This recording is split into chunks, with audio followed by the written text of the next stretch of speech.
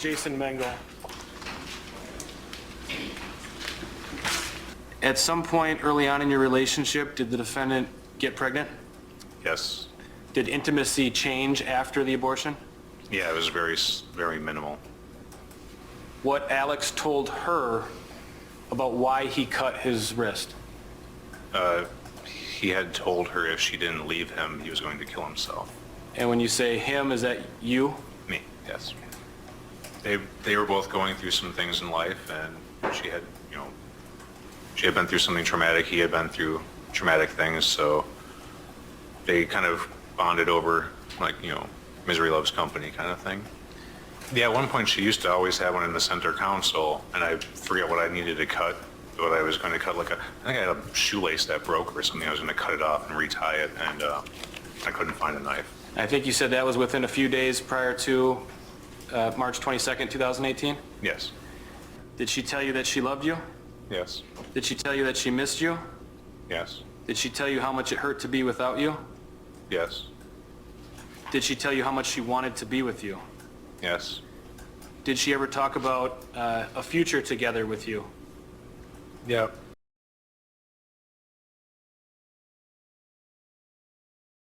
I located was, it appeared Alex had conducted a Facebook search for Ezra McCandless and Jason Mengel on February 17th, 2018. Yes, he also pointed out a folding knife that was on the side table that was next to this same chair in the living room. And did you subsequently seize that knife and put it into evidence? Yes. At the Broadway Street address, there at the kitchen counter, John grabbed Ezra with his right hand. He had me take my clothes off, and I let him use me. How did she describe what John Hansen had done to her? She indicated to me that he used me. Was there a reason you didn't tell Jason what happened that night or that day afternoon? I was really ashamed of it. I was really afraid. I was going to do something irrational. Okay. And they're in the house on the corner here, or? Yeah, they're on. I think they're fine though. I mean, I don't know. I'm just. I just saw the door to the car was standing open too. Yeah, I wanted to turn her car off. Her car was running, so that's why I was like worried, because it was running, and I was like, okay, what's going on? Like, what's going on? Is everything okay? Okay. Do you have any ID with you? Yeah. 108 headquarters is 10-2. Sorry.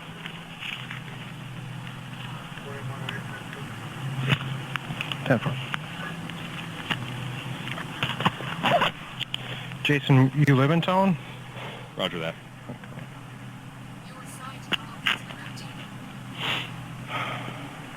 Just worried.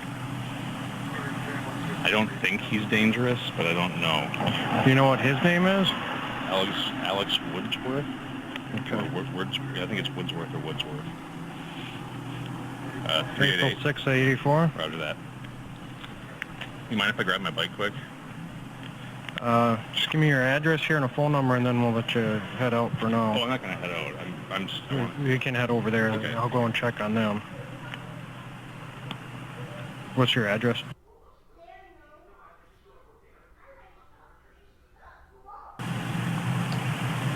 And a phone number?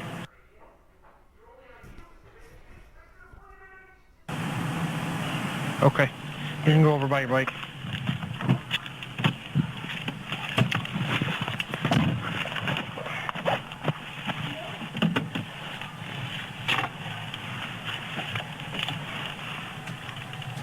Only 108 headquarters, 1049.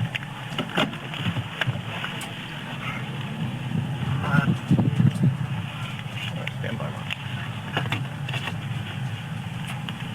Hi. Is everything okay here?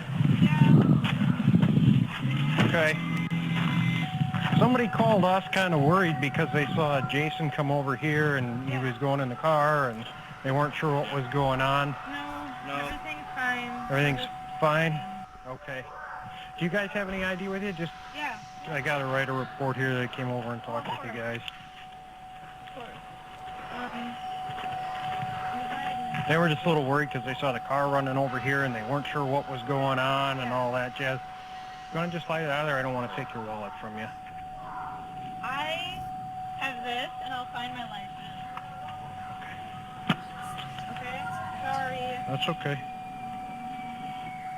It's in here somewhere. I just always have trouble finding it. That's not it. Does that work for an ID? Yep, that's fine. Okay, I'm sorry. My license is somewhere in here. That's okay. You know, I just usually have it. 1/1/94. That's an easy birthday to remember, huh? It really is. Alex, what's your phone number?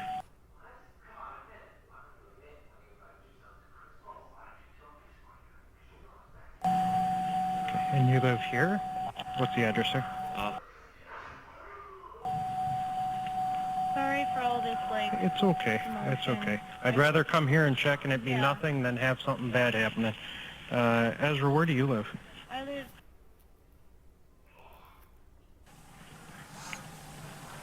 Is that Chippewa? That's Stanley, Wisconsin. Okay.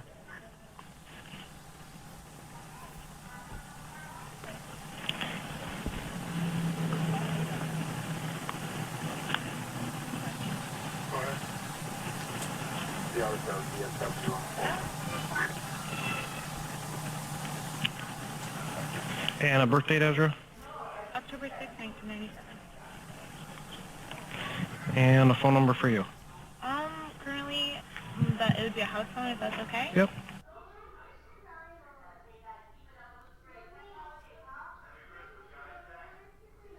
Okay. There you go. you. You guys are good to go. Thank you. Thank you. Yep. We're good to go. Everything's good. They're okay. Everything's fine. I'll take care of it too. No problem. All right. You have a good day.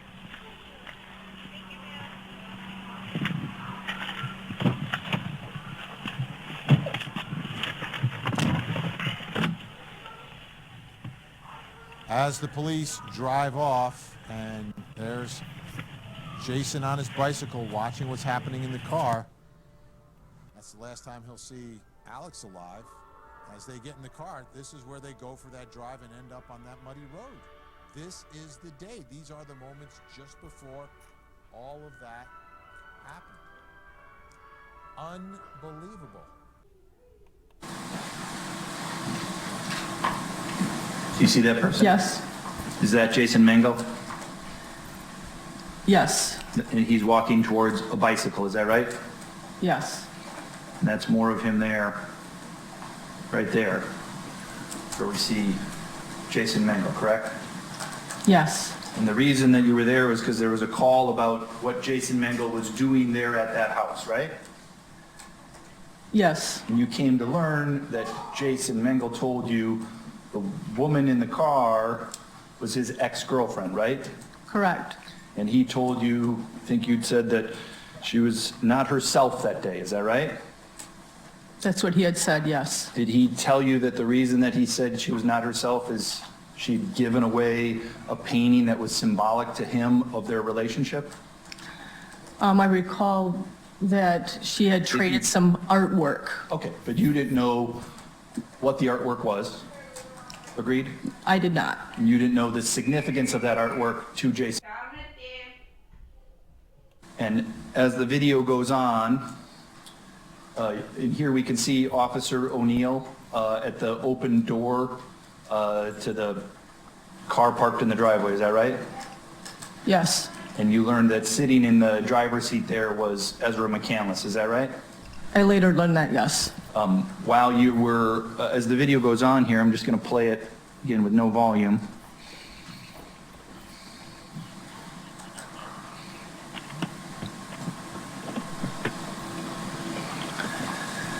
Now what we're seeing is Alex Woodworth on one side of the door, is that right?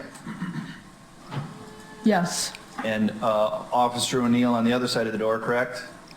Yes. And again, though we can't see it, you know from previous observations and later observations that Ms. McCandless is on the other side of Mr. O'Neill sitting in the driver's seat, right? Yes. And they're having a conversation. Yes. Officer O'Neill He's a trained police officer just like you. Yes. I imagine you go through lots of training in your job, right? Yes. You probably wanted to become a law enforcement officer because you wanted to help people. Yes. You wanted, one of your concerns is safety, right? Correct. And I would imagine Officer O'Neill shares those same concerns based upon what you know of him, right? Objection calls for speculation. Sustained. I think you can ask, I'm assuming he's going to be a witness, you can ask him I directly. will. Yes, thank you. And while you were talking to Jason, you were also keeping your eyes, as is probably part of your role, on what Officer O'Neill is doing, right? On and off. Sure. I mean, you're multitasking, and that's not always the easiest thing to do in any role, correct? Correct. But you're certainly glancing over them, and you're not leaving them completely alone. Agreed? That'd be correct. And it appears as if he's having a conversation with two individuals who are cooperative. Agreed? Yes. Friendly. Yes. And in fact, at the end, I think when we heard, you could hear Ms. McCandless thanking you. Is that right? Yes. And at the end, you heard Officer O'Neill say, "Everything's okay." Yes. And you heard Officer O'Neill say, "Everything's good." I think he said everything was okay. All right. Well, let's play that then and just...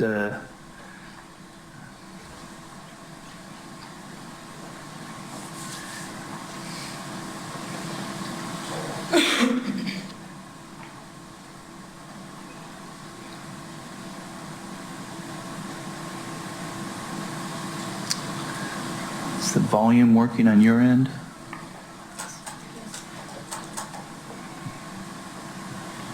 Apologize, I might need to start at the beginning.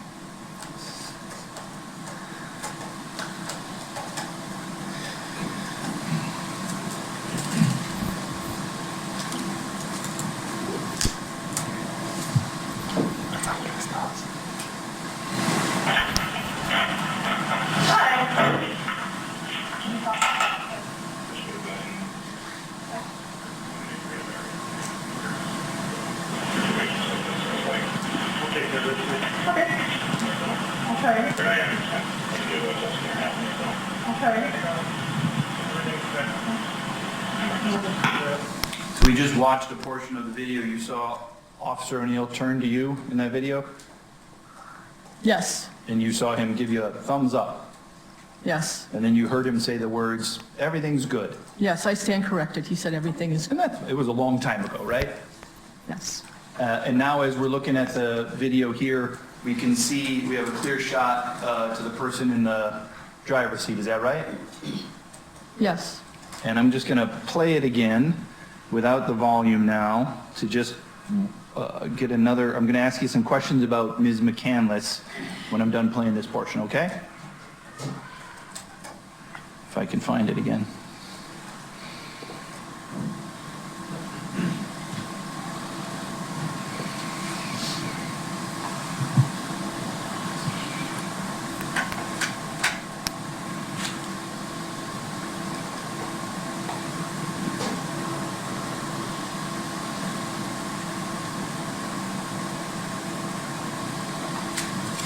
You saw, you watched that portion of the video I just played Yes. where we saw Ms. McCandless reach out and grab the driver's door and close it, is that right? Yes. Do you remember what she was wearing that day? I do not. I couldn't see that far into the vehicle. Would it refresh your memory perhaps to see a picture Yes. showing you what's been marked as 632? Does that appear to be the shirt that you recall her wearing that day? I could not see what she was wearing. Okay, fair enough.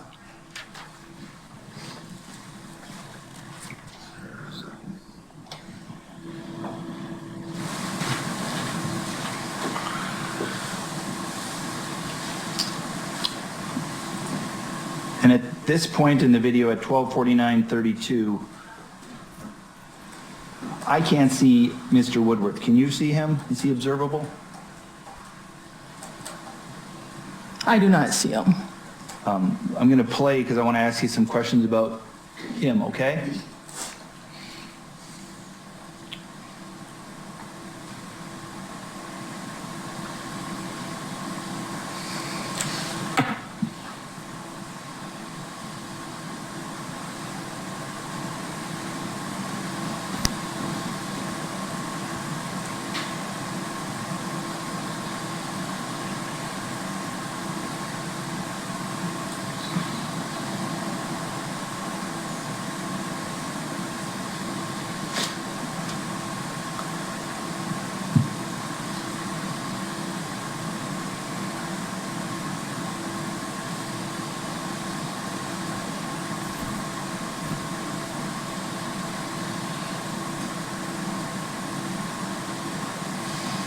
So we just watched approximately the last 30 seconds of that video, is that right?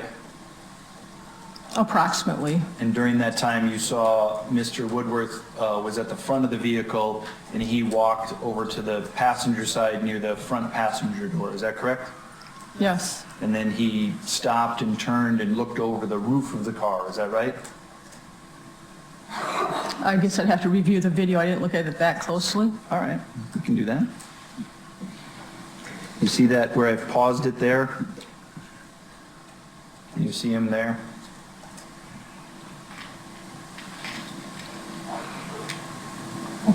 I can see his head. Okay, so let me press play and maybe it'll clear it up.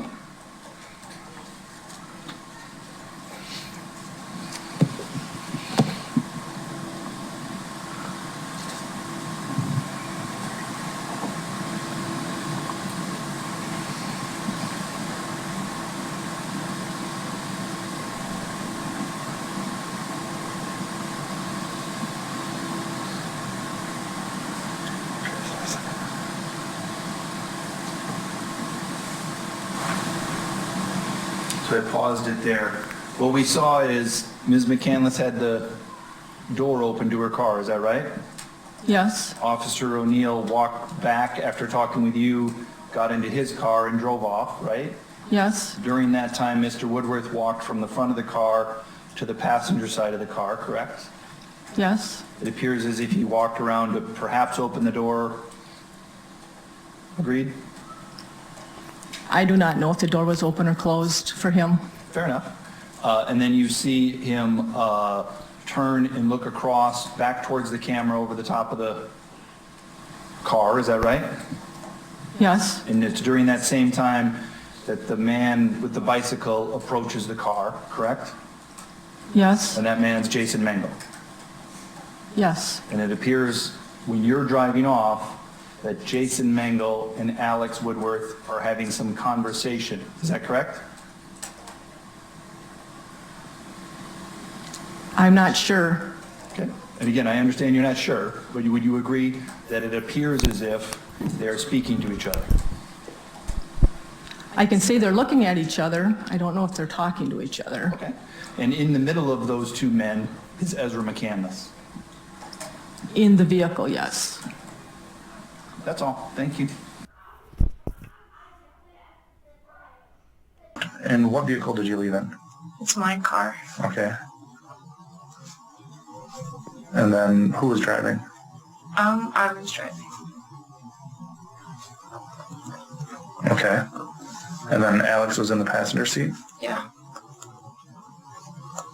Okay, and then what happened?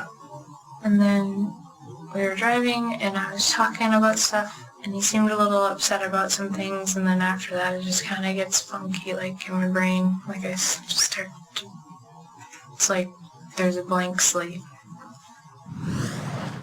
I talked a little bit about like, Okay. you'll probably get questioned and stuff like that. That's what I told him, is like, I'm sure you might get questioned at some point during the case and things, and he seemed upset about it. But he mostly seemed upset about Jason and I, because he told me like that if I proceeded to talk to Jason, he would be very upset.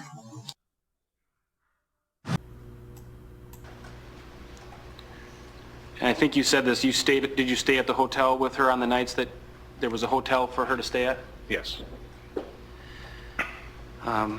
During one of the times that you were at the hotel, or a hotel, did you observe some messages on the defendant's phone? Yes. And who were those messages, if you know, who were the messages between? Between her and John. John Hanson? John Hanson, yes. Coverage by Court TV. Ezra McCandless is on trial in Menominee, Wisconsin for the murder of her ex-boyfriend Alex Woodworth. She fought to survive. McCandless's attorney says she met up with Woodworth in March 2018 to talk for closure about how they broke up. They drove to a country road, and there, attorney Aaron Nelson says, Woodworth attacked her. He holds her neck, he squeezes her neck, and he looks her in the eyes. And she just stabs anywhere and everywhere that she can. She is terrified. Nelson says McCandless was afraid because Woodworth was a nihilist, captivated with violence and cannibalism. He believes life has no meaning. When McCandless reached a farm to seek help, the word boy was carved into her arm. In a police interview, at first she said Woodworth did it, an angry reference to the fact that she used to identify as a male, which Woodworth preferred. But police didn't buy her story, and she changed it. He didn't do that to you, did he? You carved a boy into your own arm. Is that right? Okay. The prosecution says this case is about something else. This case is about an extreme anger and a twisted form of love. They say McCandless was sexually involved with 3 men and killed Woodworth in a desperate attempt to recapture the relationship she wanted with another ex. Throughout this trial, you will see who the real defendant was. At the end of the strange case, the jury will have to decide whether they believe McCandless's self-defense claim or else convict her of the state's most serious charge, first-degree murder.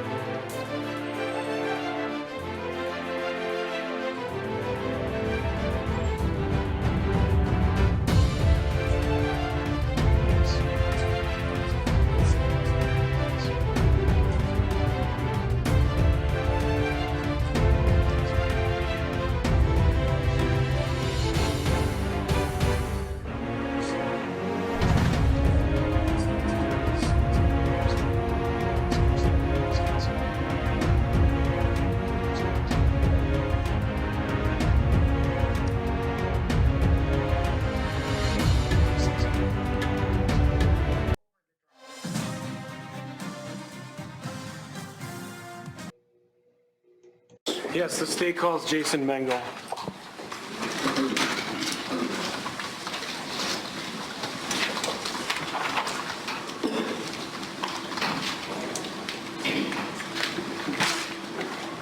Mr. Mengel, if you just have if you stand right here, the clerk will swear you in. Go ahead and raise your right hand for me. You're ready.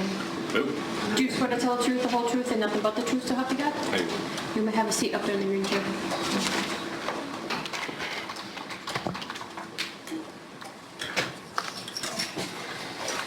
Mr. Mengel, can you please state your full name and spell both your first and last name for the court reporter, please? Jason, Leemengel. It's Jason Lee Mengel. Yes, Roger. Where do you work? At the moment, I was working for FedEx, but I'm going on a deployment to the Ukraine, so you're not the Army owns me. currently taking a leave? I took the month off. Okay. Yeah. And you said you're going on a deployment to Ukraine. What's your military status? I'm on Title 10 right now, I believe. Are you a medic in the military? Roger, yeah. And just because I don't use Roger in my normal course of work, that's a yes, correct? Yes. Thank you. How long have you been in the military as a medic? It's going on like 10, 12 years-ish. Does that require some travel, both in the United States as well as outside of the country? Just travel. It's mostly like stateside lately, relief efforts and things like that. And how old are you? I am 35? April 6, 84. We'll say that. April 6, 84. And what city or municipality are you initially from? Initially from? Yes. I guess you could say initially we could do Medford, Wisconsin? Medford, the Taylor Wisconsin. County area. And just generally, what city do you live in currently? Currently, Eau Claire County. And in the time period from the summer of 2017 through March of 2018, were you living in the city of Eau Claire? In what time frame? September 2017 through March 2018? Yes. Are you familiar with a place, Racy's Coffee Shop? Yes. Is that a place that you have frequented as a customer? Oh yeah, I quite frequently. Is that a place that you frequented as a customer from that same time period, summer 2017 to March 2018? Yeah, about pretty much every day. And if you could describe for the jury a little bit about the clientele at Racy's, and I'll ask you some specific questions. Is it more of an artsy place, or is it more of a sports bar? What's the typical clientele? It's kind of like an intersection of like all people. So we have, veterans, we have motorcycle guys, we have liberals, we have Democrats, Republicans, like everybody. It's kind of like a melting pot where everyone just goes and sits on the benches and they have conversations in an open forum. And it's a very understanding place where people are free thinkers and there's no recourse like for your thought. Is it, by the name Racy's Coffee Shop, is coffee the main product sold there?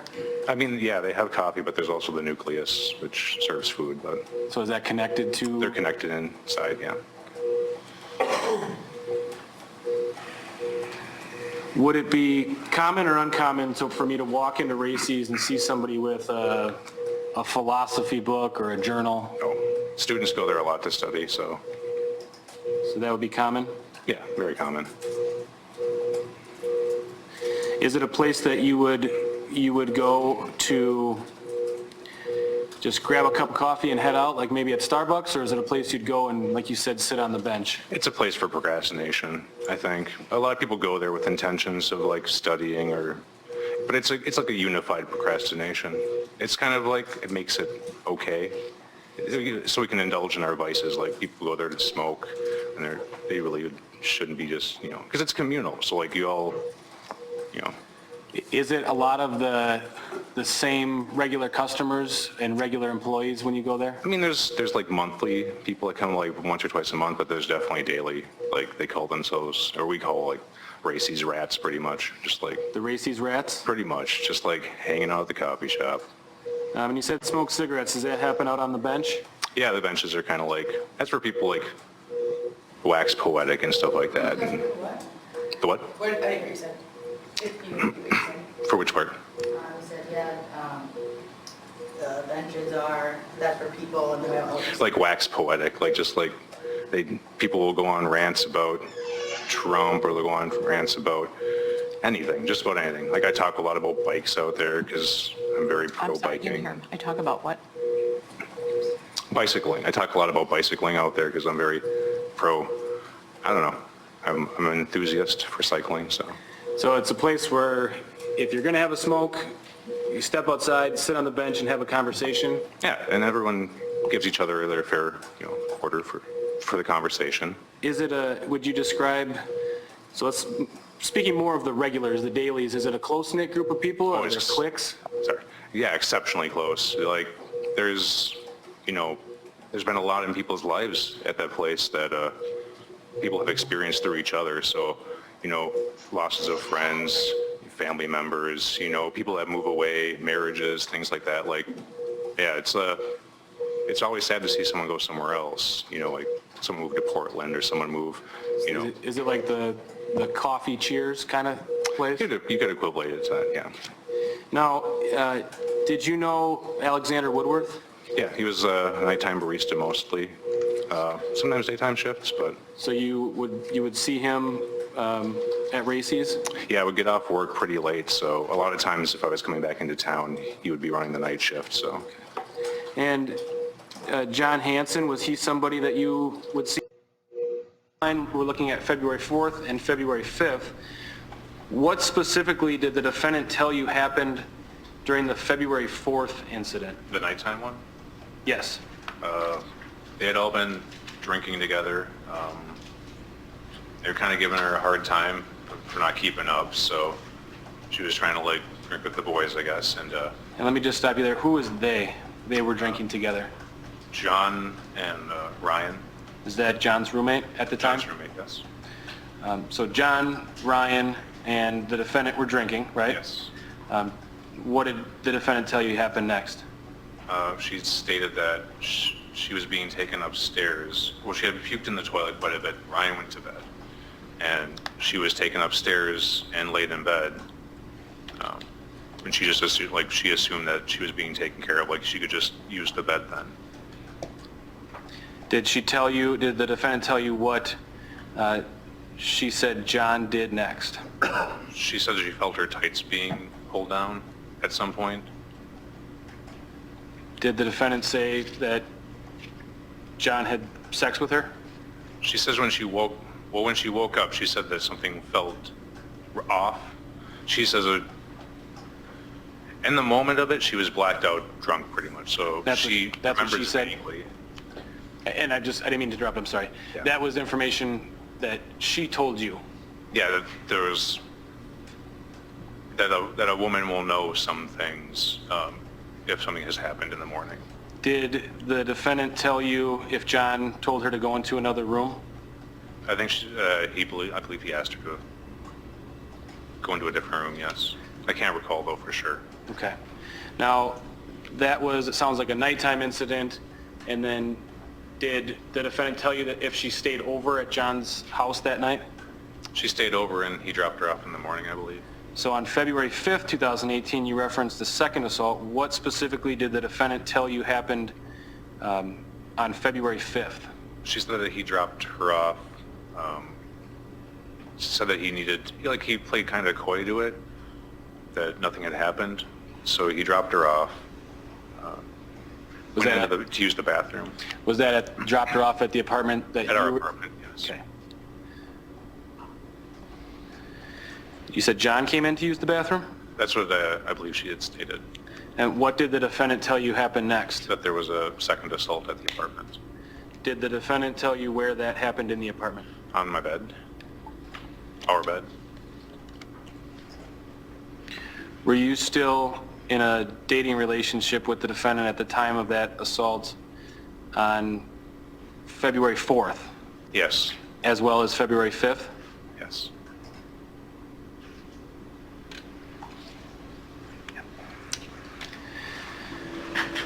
Did you have any artwork in your room at the apartment?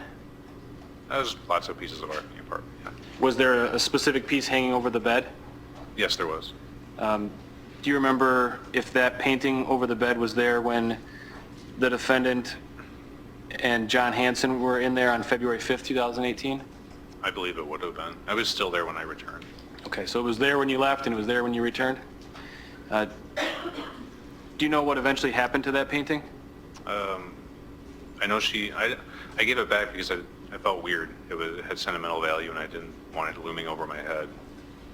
But I think I believe she traded it with Maxwell. Is that Max Martinson? Yes. They did like an art swap.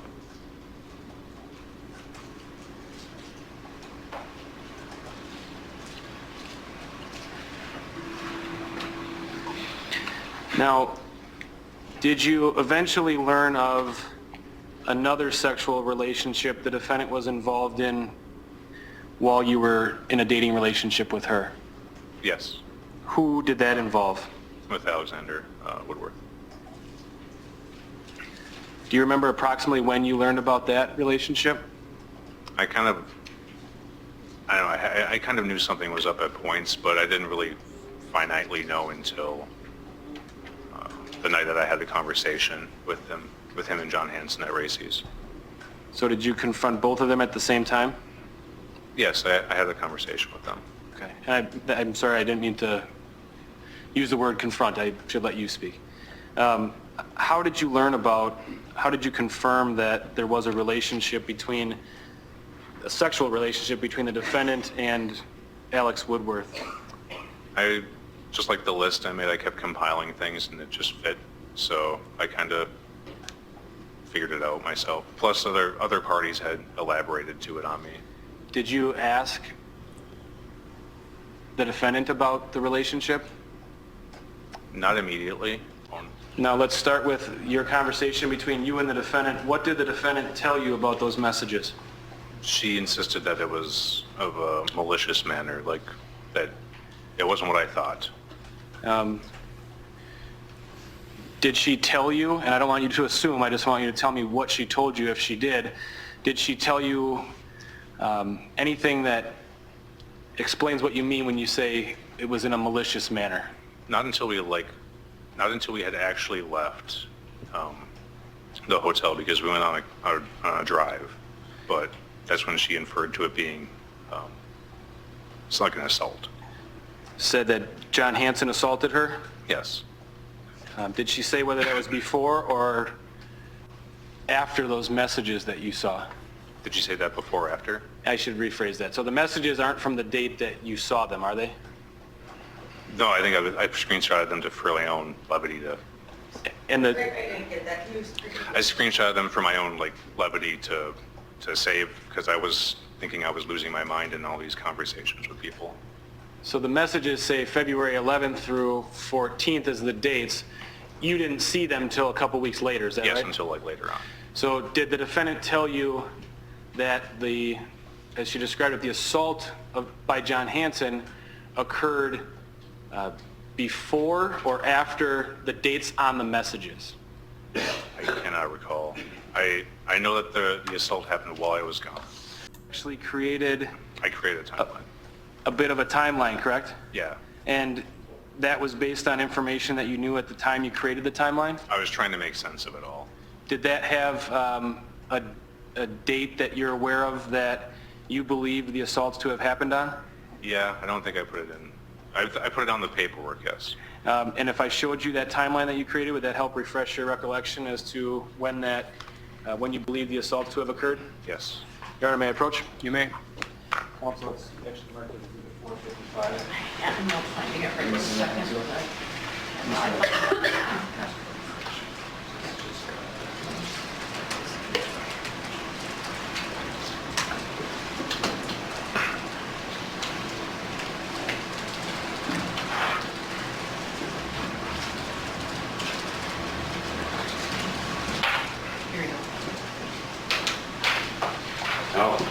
Mr. Mango, does this look like the timeline that you created?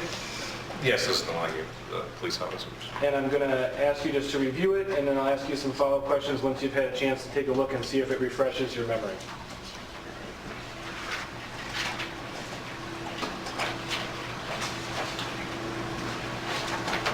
So 4. Yeah, it's the second hash mark on here. Okay, so you've had a chance to review that document. Does that refresh your recollection as to when you believe the assaults occurred? 4 or 5. As February 4th or 5th? Yes, the hash mark, second hash mark on there. And again, we're talking about the 2018 time period, right? Yes. So that would have been before the dates on the messages we looked at on the screen, correct? Yeah, the 4 and 5 is because the assault was, there were 2 assaults apparent. One at night and one in the morning prior, afterwards. So I was under the impression it was she had been at his house, and then the next day was also. And we'll walk through that in a second here. You said that the conversation initially was between you and the defendant, and then there was a phone call to John Hanson. Did you confront him about what the defendant was telling you? Yes. And about what the messages showed? Yes. Okay. And did John Hanson tell you that initially there wasn't a sexual assault, there wasn't a sexual encounter? There was nothing at all, he said at first. And once I produced things, the stories changed, and I just didn't know who to trust. Okay. And we'll just walk through this step by step here. So you said that there were really 2 incidents, and we based on your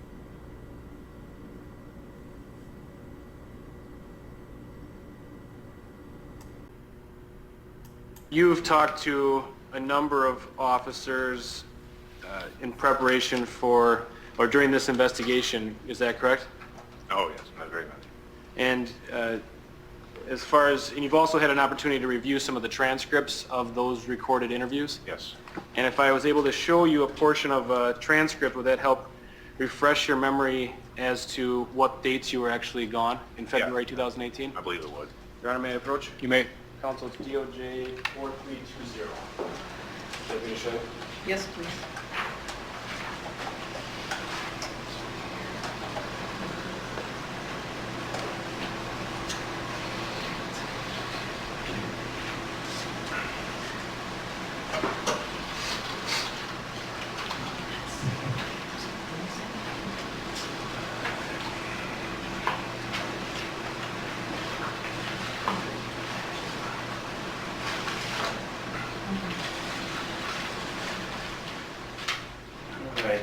You can read as much of this as you need to, but I'll have you at some point focus in on the highlighted portion, and don't tell me anything out loud, just tell me when you've had a chance to review that.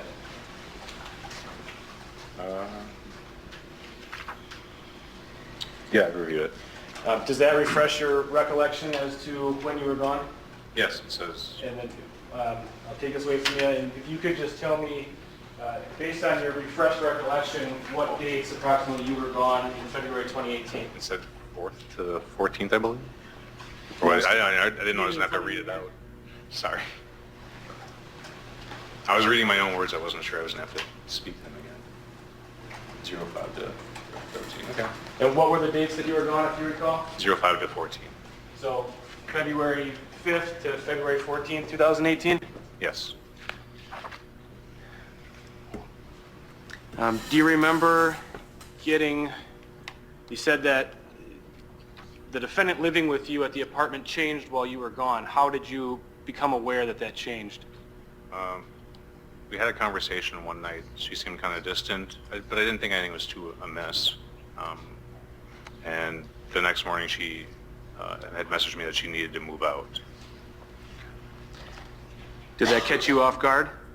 Yeah, very. Do you remember if that was at the beginning or the end of that time you were gone? It's kind of like in the middle of it, I believe.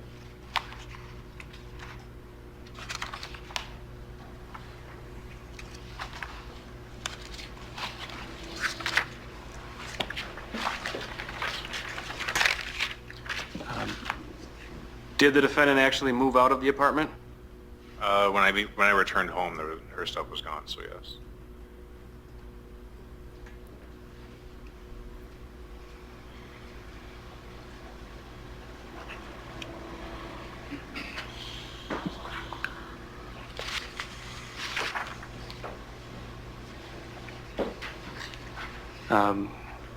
So from the time period that the defendant moved out, and I'll ask you some follow-up questions, so I'm just looking for whether or not you're aware. Are you aware of where, so between the time period she moved out and then March 22nd, which is the date we're really here for today, are you aware where she lived? Different locations? She had multiple residences. Okay. Did she, are you aware that she lived with her mother for a time? Yes. Did she tell you that? Yeah, she had told me. And did she tell you that she lived with her dad, Joe Shane, or Joe Carlin for a while as well? Yes. Did the defendant tell you that she was looking for an apartment in the Eau Claire area? Yeah, I believe her and Alex and I can't remember, Sarah, I believe, were possibly going to get an apartment together. So you said that the defendant and Alex, are you talking about Alex Woodworth? Alex Woodworth, yes. And Sarah, Samantha, does that sound right? Samantha, yes, she's a teacher. Did the defendant ever talk to you about wanting to stay in Eau Claire? I think she wanted to stay in Eau Claire. I don't think she wanted to move back to Stanley. Okay. Were there times during the time period that when she moved out up into that March 22nd date that she stayed in a hotel? Yes. How do you know that? I was there as well. Did you get the hotel for her? She didn't have any money, so yes. She didn't have money, so yes, you did? It was kind of a safe haven. She was not having a good...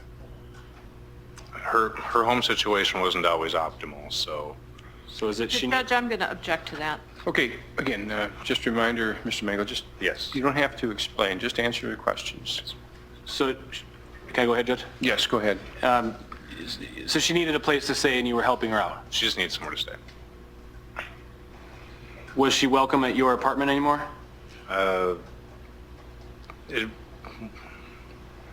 Alex and Jenna had kind of voiced their opinion on it. Now, I'm going to object to anything Alex and John told him is here. Okay, I'll sustain on hearsay grounds for any content. So you, staying at your apartment wasn't an option, is that right? Yes, it wasn't an option. See at Racy's as well during that time period? Yeah, we were very close. Now, Ezra McCandless, are you familiar with her? Yes. Is the person you know as Ezra McCandless in the courtroom today? Yes. Can you identify where she's located by just describing a general area and then an item of clothing, please? Pink blazer to my left. At the table to The my first table, my yes. right? Yep. I'd ask the record reflect identification of the defendant by this witness. The record will reflect that the witness has identified Ms. McCandless. Now, was the defendant part of the Racy's crowd? Yeah, like I met her there, and she was sort of inducted into it through, like, she was away from her family, so it was kind of like a close-knit family, so I think she just needed a strong center for a little while. And what was your, speaking of the summer 2017 to into early 2018, what was your relationship with the defendant? I can't recall exactly when we started. Were you dating during that general time period? It was like right after Eau Claire's festival, kind of. I ran into her there. In 2017? I believe so. And I'm not familiar with the Eau Claire's festival. Was that during the summer? Yeah, I think it was during maybe August, July, somewhere around there. And when, does it sound accurate that early February 2018 would have been the end of your relationship with the defendant? Sounds good. I mean, I wrote out a timeline at one point when I've repressed a lot of this stuff, so the times are like not very kosher with me anymore. That sounds generally accurate, though? Sounds generally accurate. Now, is there an age difference between you and the defendant? Yes. I did not know it was large when I started, but... And when you say you didn't know it was that large when you started, did you think she was older than she actually is? I thought she was older, and there were like strange, like, I noticed on a random, like I noticed a tassel, like a high school tassel from like your hat hanging in the car the first time we had met, and then I was going to look and see what year that said, and it was gone like the next time I met her. So I was like, But like, yeah, like she I think it was like she never mentioned her age, but like I had heard like her life stories, so like I was assuming at that age. And if you're 35-ish now, would she be about 13 to 15 years younger? Yeah, something like that. Okay. Now, what city or municipality is the defendant from, if she ever told you? I think she resided, she was in Stanley, I believe, living with her mother and father, but she was supposed to be, I'm not sure if she was residing in Marionette, I'm not sure how to pronounce. But originally her family's from the Stanley area. Yeah, I think she was going to college up there, but she was back. And looking at the time period when you first met, so after the Eau Claire days in 2017, can you describe, or where did you first meet the defendant? Where did I first meet her? Yes. I got a flat coming into town after work, right by Just Local Foods. So I walked my bike back to Racy's. Alex Woodworth was there. He was working the night shift, and pounded on the door because he would lock up. But a lot of times if like you made an effort, he would just give you, they toss most of the coffee out. So you opened the door, said we're closed, gave me a coffee in a to-go cup, and then... And where did you go once he gave you the coffee? I sat down on the bench and kind of let out a huff, like a sigh, and she popped up. She was laying down so like I was on like the furthest to the left bench. She was on like the right bench, laying down. And when you say she, you're talking about the defendant? Yes. Okay. Was she using the Wi-Fi there, if you know? Yeah, she was using the Wi-Fi. And what do you know about Did the defendant have a cell phone that had service, or did she need to be connected to Wi-Fi? She didn't have service on her phone, and those, like, I am saying she, but at that moment, when I met Ezra, I did not know whether she was binary, non-binary, male, female, but I recognized a female, and I think we actually maybe had a conversation about it at that time, but Okay, so I don't know if there's a way that they would like me to refer to pronouns. we'll refer to Mr. McCandless as the defendant. And, Okay, that works. And that's how I'll refer to her. So you grabbed a coffee from Alex, Alex shut the door, you sat down, and the defendant popped up off a different bench, is that right? Yes. And did you start talking? Yeah, we talked. I'm not entirely sure what we talked about, but we talked for quite a while.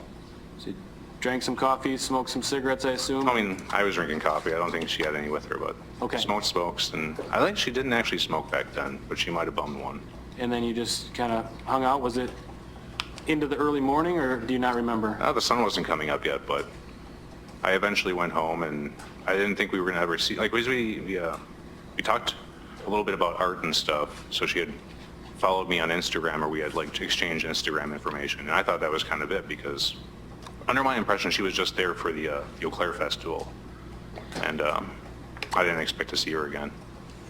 And when was it in relation to that first meeting that you started dating the defendant? I would say within 2 weeks, maybe. I'm not.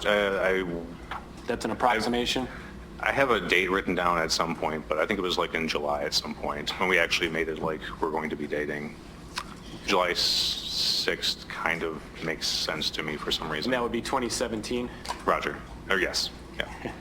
And did the defendant eventually move in with you? She moved in. Approximately how long after you started dating did she move in? Relatively quickly. I mean, I asked my roommate if it would be okay. Things weren't so good on her home front. It seemed like she was having trouble getting back into school. And I was like, well, if you want to work, you want to pick up a job, work here, split went through ways, that works for me, you know? Do you think it was a couple weeks, a month, approximately, after you first started dating? It was fairly soon. I mean, Alex seemed my roommate, Alex Zink, seemed very surprised that it happened so fast, but we all seemed to like her, and she seemed to be part of the group, so. And that brings me, so there's Alexander Woodworth, and then there's Alex Zink, right? Yes, my roommate at the time was Alexander Zink, and Alexander Woodworth. Two different people? Two different people, yes. Alex Zink, is the last name Z-I-N-K? Yes. Okay. And did he, or during that time period, did he have a girlfriend who also lived there? Jenna, I don't think, was living there at the time. Jenna was still, I believe, living with Elon and Dieter McCallum, I believe. Elon and Dieter McCallum, I believe. And Jenna is that Jenna Van de Zand? Van de Zand, yeah. If she wasn't living there, did she eventually move in? She eventually moved in, yes. And that's Jenna? Yep. Okay. So for a time, it sounds like it was for sure you, Alex, and the defendant, and then Jenna at some point moved in? We were all four residing there at one time. I believe so. Were there certain arrangements made for rent?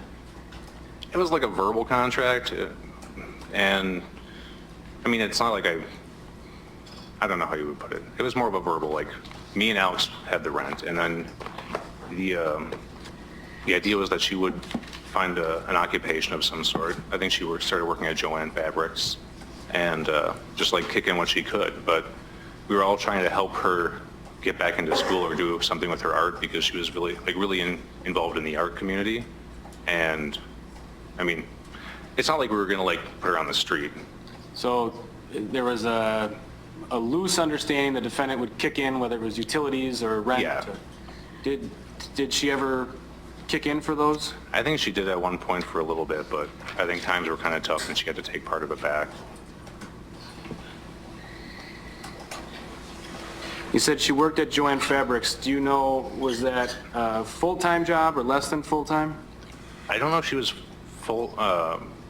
It was quite a few hours because it was during the seasonal time, so I'm not sure if she was hired on as seasonal help or if she was hired on as part-time, but was working like full-time hours, but she was gone pretty often for like, I'd say about a month or so.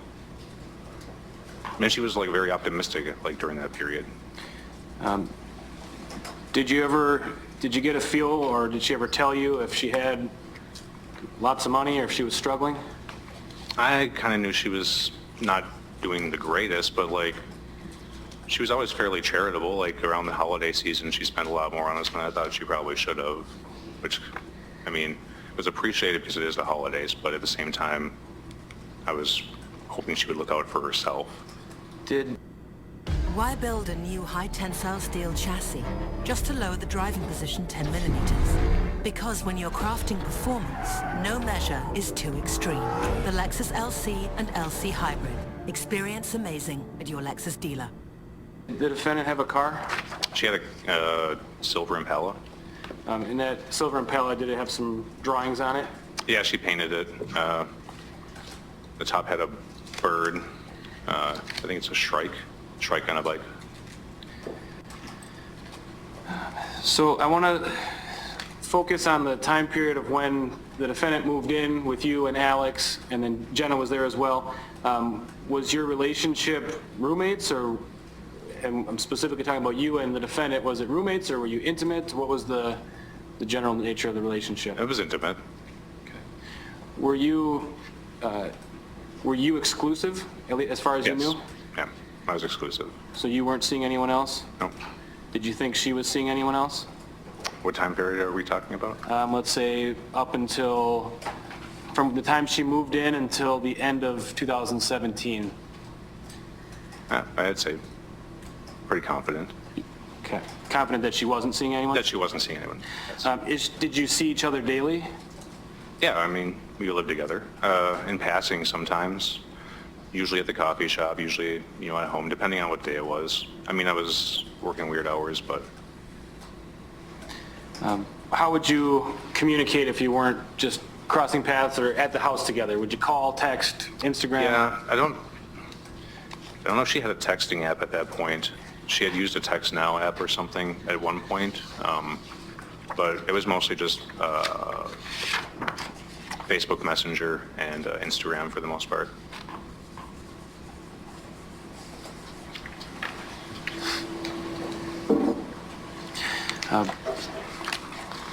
Without getting into your personal finances or anything like that, did you provide certain things for the defendant, meaning food, money for gas, anything like that? Judge, I'm going to object. I think this is really getting far afield. Their financial affairs. I don't think money is an issue in this case. I'm going to overrule. You may answer. Go ahead. I mean, we provided, so like, I would say that it was becoming a little financially straining because me and Alex, I didn't want it to ruin our friendship financially because he felt like with the situation. Object to him testifying as to what his roommate Alex felt. I'll ask a follow-up question to clarify. Were you paying rent and not getting contributions from the defendant? Yes, I was paying rent but not getting contributions. Okay. Were you emotionally invested in each other? Yes. Oh, like a thing that we would say often? When you'd say goodbye, was there anything specific you'd say? Yes. So you are loved and you are valued? Yes, yep, sorry. And would that go back and forth? Very often. You would say it to her, she'd say it to you? Yes. Did you ever meet the defendant's family? Oh, yeah. I met them on a very auspicious occasion, but yes. Did that include her mother, her father, grandparents? Yes, she had a very large family. I only realized it once I started meeting them all that there was a lot of personalities in the house. And did she introduce you to them? I met them. I met her mother initially at the clinic after a car accident, and then I kind of, through that, met everybody else. I was I didn't know how to meet them, with the age gap, but I didn't know if it would be awkward or weird, so I wasn't opposed to it, but it kind of came at a strange time, and she seemed to trust me quite a bit because she stayed at the hospital, finished up stuff, and then I drove Ezra back to their place. Was it a relationship where you would go to family functions, whether it was a holiday or a picnic? Yeah, from time to time. I wasn't always privy to that kind of stuff because I'm not much of a holiday person, but she would ask me, and I was always welcomed, whether it was Christmas, Thanksgiving, anything. Were you close enough that you had at least some of her family members' phone numbers in your phone? Yes, I had a few of them.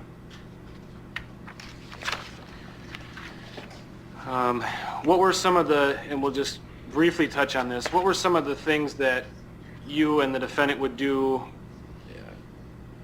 in your free time? You mentioned biking. Is that something that you shared? Yeah, I bike a lot. Did you and the defendant bike together? Oh yeah, yeah, I built her up a bike. Did you go hiking, get coffee, things like that? Go hiking, get coffee, photo walks once in a while. I wasn't really into photography, but she was very into photography. And I assume, were there some ups and downs in your relationship? There always is, yeah. But there were times when you certainly were happy? Oh yeah, yeah. Your Honor, if I may approach? You may.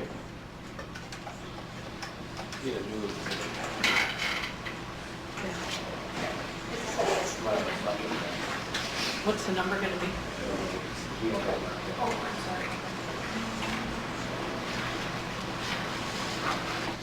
Okay, while they are sorting through some evidence, let me bring in my guest, David the Schnipper. So what do you think of Jason Mengel so far? I think he's really well-spoken, presents very well. What are your thoughts? Well, thanks for having me once again. It's good seeing you. I 100% agree. He's poised, calm, he's collected, very prepared, almost like he's enjoying the moment, which is interesting, being that his ex-girlfriend that he was very much into is the defendant here, but he comes across as a regular, nice guy. Yeah, he had no animosity whatsoever. Let's get back into court. He is looking at an exhibit. Let's find out what it is.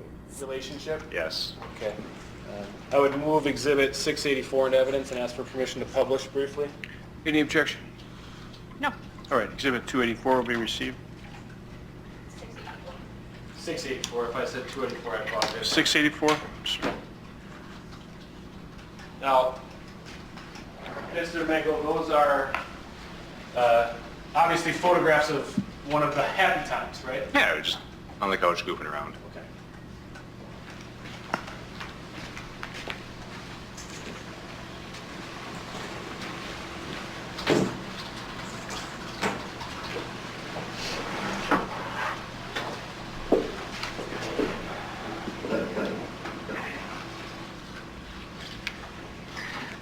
During your relationship with the defendant, was there ever talk about a future between the two of you? Yeah, we meshed very well. Like, I thought that there was probably some type of future, and yeah, like it was, initially it was very good. Was there ever talk about potential marriage at some point? I think we joked about it quite a bit. Like, it was kind of like a running trend. I don't think we took it super, super seriously, but we had, I would like call her my wife once in a while just for fun, and she'd call me her husband. In a flirtatious kind of way?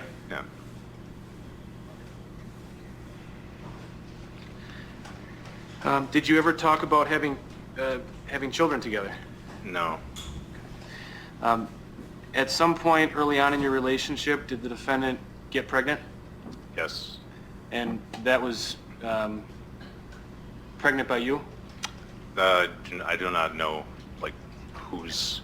As far as you know, there's no reason. I mean, yeah, at the time I was like assuming that. You were in a sexual relationship with her in that time period, correct? Yes. And as far as you know, it was at that point it was a. As far as I know, it was exclusive at that point. Okay. Yes.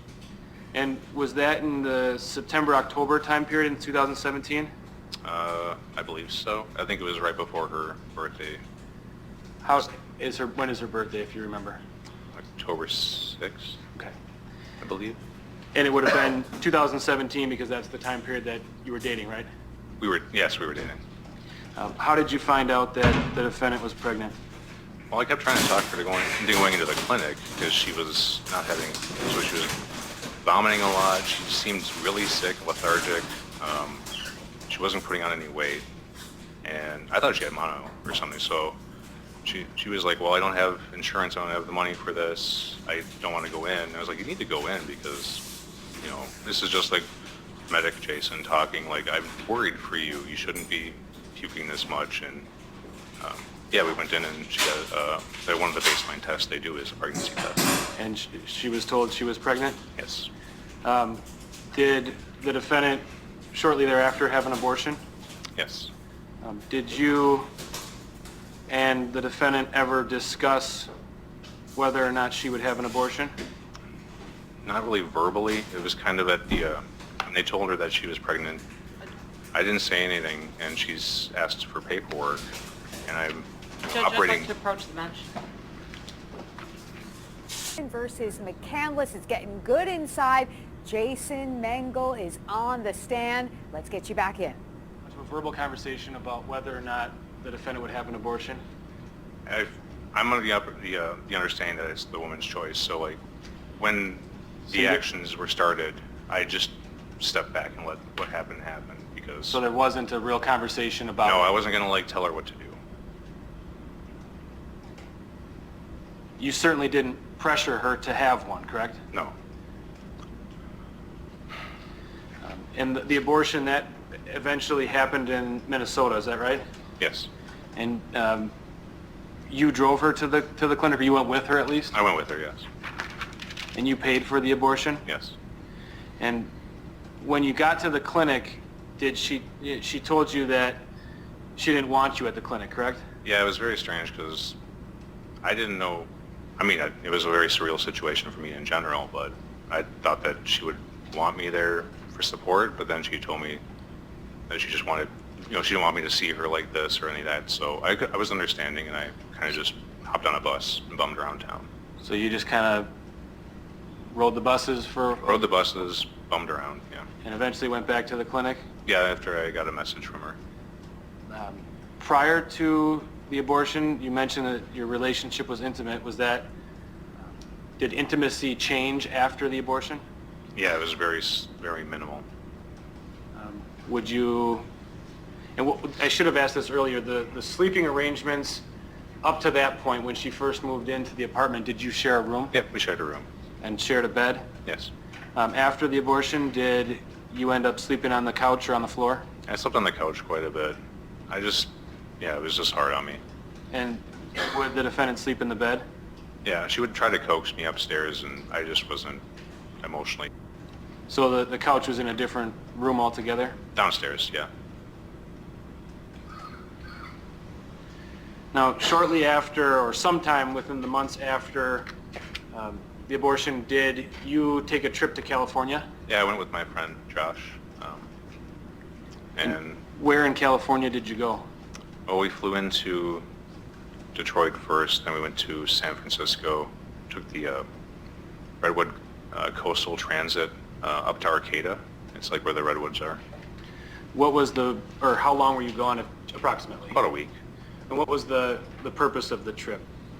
He had some stressful things in his life at that moment, and I had a lot of stress, and I think, you know, but we had talked about it at the coffee shop, and Ezra was supportive. She's like, you know, we've all been through a lot, and the Redwoods is like a place of like growth, and there's all this beauty and plants and stuff, so maybe going there would help me recenter myself and being out in an environment besides Eau Claire, because Eau Claire is a great town to miss. It's a good place to come home to sometimes, you know. It can get a little too much sometimes. Now, was that November, December time period, or? It sounds about right. I have dates written down somewhere, but I've repressed a lot of this stuff. And at some point, you actually created a little bit of a timeline. Well, I'll come back to that.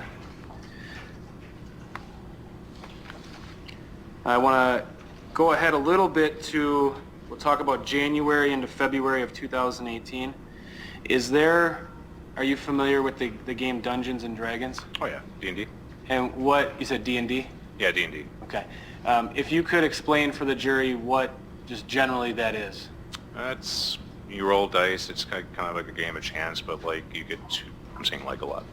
It's improv with your friends. So it's, you create a character, you go to a place, and someone runs the whole session, and the rest of the players, you know, create like, whatever, a bard or a cleric or something, and like, the whole idea is to like get you involved, and like, Josh, who ran the campaigns, you know, he would create these environments for your personality, your character to like go through. Is it just a social, like people getting together to play a board game kind of thing? There's nothing like digital about it. It's just, you know, a board, or not really even a board. It's just like they'll do like a map, so we can draw out where we're doing things or what's going on, and sometimes tokens. It's mostly just a chance to like play make-believe with your friends again, so it's kind of fun. Was that a kind of a getaway for you? Yeah, we did that on Monday nights. Is that a regular Monday night thing? For quite a while, yes. Yeah. Did the defendant ever get in the way of you going to those Monday night events? There were times. I mean, I thought it would help her, so I kind of inducted her into the group to like, you know, kind of push Josh to like let her play too, because I thought maybe a little fantasy and like something would get her out of character and like her life for a little while. But she didn't like the numbers so much in the game, and she always kind of felt like she wasn't doing as good, or she couldn't pretend as good as people. So she stopped coming, and then there were a few times where I don't know if she just didn't want me to go because she was worried I was going to talk bad about her or something, but like she would find a reason to try to make me stay. And was there a regular reason that she would give you to try to make you stay? She would get manic at some times and threaten like self-harm. So she would threaten self-harm, you said? At times, yes. And would she tell you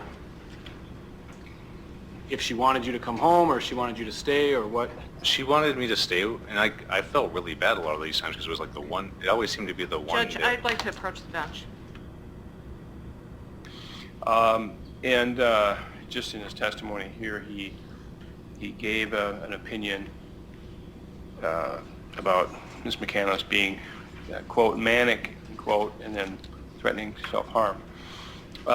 So that's the nature of the objection. So there was a suggestion that we do take a short recess with the jury so the court could give some instruction to Mr. Mengel. So, Mr. Mengel, you can testify to your observations, but not to your opinions.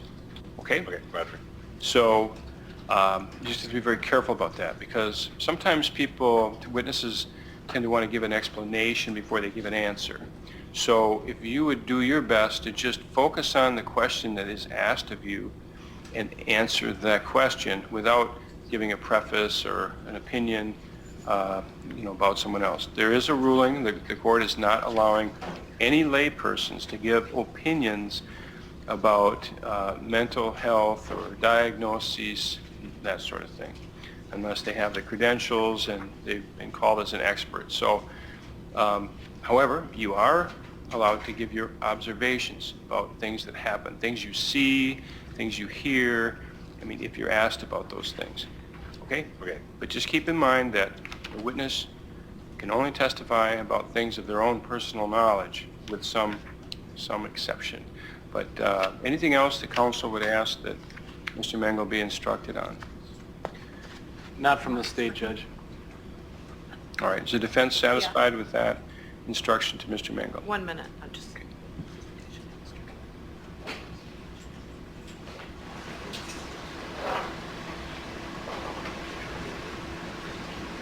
Okay, yeah, I'd ask for his comment about her being manic to be stricken from the record.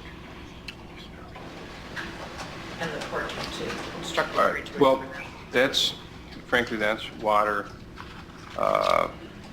over the dam at this point. So that's going to stand, as the defense had indicated in the sidebar. They've waived it up until now. I don't believe the state was trying to elicit that opinion. And so I think saying something more to the jury is just going to draw more attention to it. So I'm not going to say anything further, but again, I understand you're a medic, but you're not called to give professional opinions. And so, again, stick to observations and, just focus on what is asked and try and limit your answer to what the attorney asks, okay? Roger. Okay, so let's bring the jury back in. All rise. Okay, the jury is coming back in. Now, Schnipper, we talked about this before, that all of this lay opinion stuff, it was all litigated. I have a stack of motions before me, and so basically, the witnesses are not supposed to talk about the opinion that goes to any kind of scientific medical knowledge, right? Right. Saying someone's manic sounds a little medical to me, Schnipp. Well, I mean, basically, the word manic in her state of mind, is she crazy, is very delicate with this entirety of this trial, right? She cut herself. She obviously has a lot of issues. Right, but somebody should have instructed this witness not to say words that go to a medical diagnosis. They may have. It may have just come out. And I like that fact how the judge said it's already water over the dam. Like, why? Let's stricken it from the jury. They've already heard it. You know, what are you gonna? You're gonna wake the sleeping dog and Can't beat unring it the down? bell. Can't unring the bell. How many more sayings can we use in this little? I don't know, but I'll tell you one thing that threw me for a loop is I hadn't heard the game Dungeons and Dragons since junior high school. Right, because you're younger than me, and I heard it in college, I mean, so that makes sense. I mean, that makes sense. I That's right. mean, that was a huge game back in the mid 1980s, and I didn't even know that game still existed. I thought it was like beaten by all these, video games, whatever. It's glad to know that Dungeons and Dragons still exists. Still well and alive in Right. Eau Claire, Wisconsin. Well, it is interesting because I remember the people who played Dungeons and Dragons in college being very artsy type. Artsy, dark, Yeah. Sort of like a little kind of different, fantasy. Okay, we'll get back to Dungeons and Dragons later. Right now, we're going to get back to Jason Mengel getting back on the stand. You know an individual, John Hansen, correct? Yes. How long have you known John Hansen? Probably about 4 or 5 years. Do you remember how you first met him? I believe it was actually at D&D. Josh was running a campaign, and I met him and his wife at the time. Would you consider yourselves, and we'll focus really on the summer 2017 through March of 2018, so the same kind of time frame we've been talking about already. Were you friends at that time? Yeah, exceptionally close.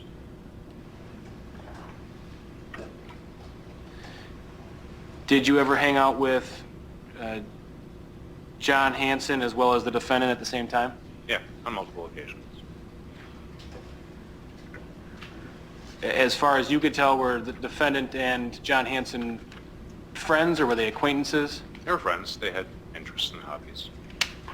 Now, was there a time period that was there a date when you saw from the outside of your apartment John Hansen and the defendant inside of your apartment?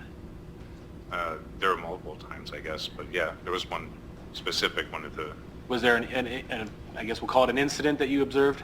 It seemed like an incident, but at the time I wasn't sure, because... So let me just kind of walk through that one by one. What did you observe from the outside of the apartment? Well, he kind of was like doing a choking style maneuver, and she was trying to like break out of it. And that was, John was doing that to the defendant? Yes. Had you seen John do that to people before? Yeah, it was kind of a thing. Like, it was, he has a military background as well, and it was more like I'm going to teach you how to do this in case an assailant tries to hurt you or something. I didn't think any of that, but I finished my cigarette. It wasn't of any warrant to me to rush in there. It wasn't shocking to you? No, it wasn't shocking. You didn't have the impression that the defendant was in any real danger? Duress, no. So you finished your cigarette, and then you walked in. Do you remember what John did? He seemed kind of shocked, and then he left. Now I want to talk about February. Do you remember, so this is February 2018, do you remember being away on military assignment during that time period? Yeah, I believe so. Do you remember approximately how long you were gone? It was probably about 2 or 3 weeks.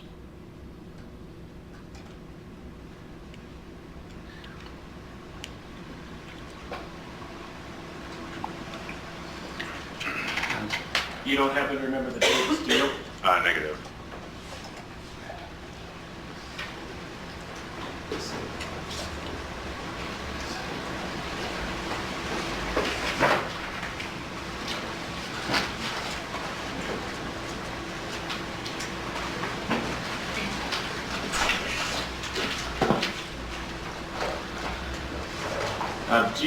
Was the defendant still living at your apartment in the beginning of February 2018?